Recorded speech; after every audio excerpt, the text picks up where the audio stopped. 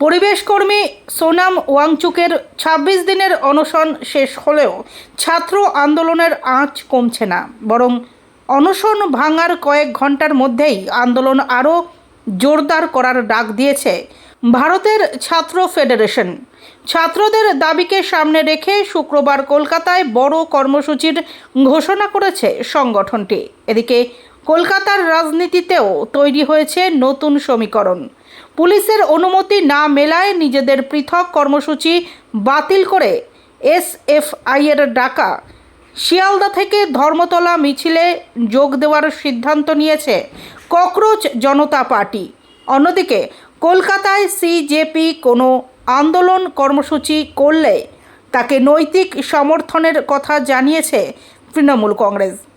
বৃহস্পতিবার গভীর রাত্রে হাসপাতালে বিজেপির সর্বভারতীয় সভাপতি জেপি নাড্ডার হাত থেকে স্যুপ পান করে ২৬ দিনের অনশন ভাঙেন সোনাম ওয়াংচুক।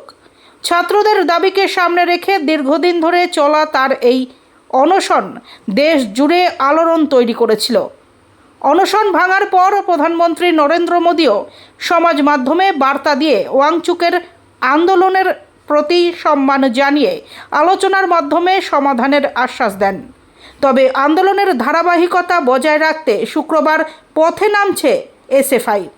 শুক্রবার দুপুর ২:৩০ নাগাদ শিয়ালদা স্টেশন চত্বর থেকে শুরু হবে এই মিছিল। এসএন ব্যানার্জি রোড হয়ে মিছিল পৌঁছবে ধর্মতলায়। সংগঠনের পক্ষ থেকে কলেজ ও বিশ্ববিদ্যালয়ের পড়ুয়াদের ক্লাস বয়কট করে মিছিলে যোগ দেওয়ার আহ্বান জানানো হয়েছে। শুক্রবার সন্ধ্যার পর ধর্মতলায় হবে রাত জাগো দেশ জাগো কর্মসূচি। এসএফআইয়ের দাবি, ছাত্রদের অধিকার ও গণতান্ত্রিক দাবিগুলিকে সামনে রেখে এই আন্দোলন আরও বৃহত্তর আকার নেবে।